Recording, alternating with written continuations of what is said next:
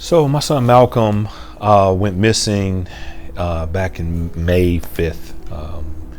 He had been dropped off by my mother at the place where he was staying over on Detroit's east side, and he was supposed to start a new job the next day. Asked me to give him a ride to work, and I never heard from him. A couple weeks passed, and we're calling his phone, and someone else answers his phone.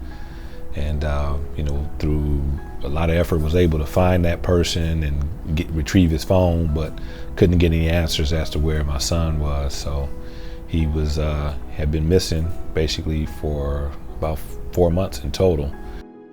We came to Crime Stoppers, I guess it would have been the third week of May, I believe, and of 2021, and right off the bat, everyone at Crime Stoppers was, you can imagine being in a situation where you got a child missing. It's pretty stressful.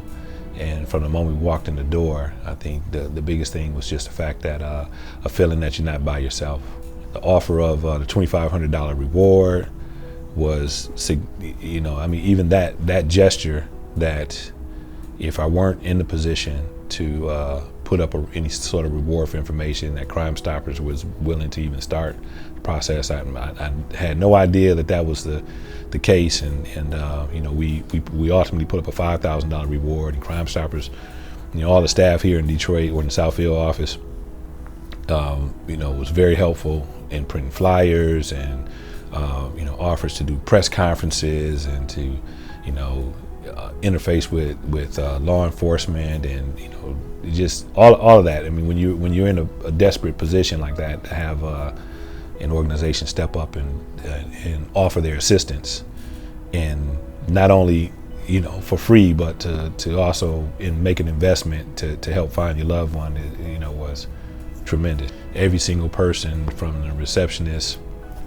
to every person I encountered, was just extremely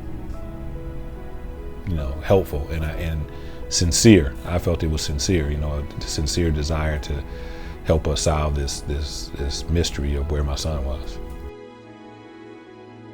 I think that most people, in that situation, don't really put two and two together. That is something that's available to them. It was just pretty much out of desperation and being willing to turn over every stone to try to find my son that I reached out. But I never really imagined that it would be so easy to tap into the resources.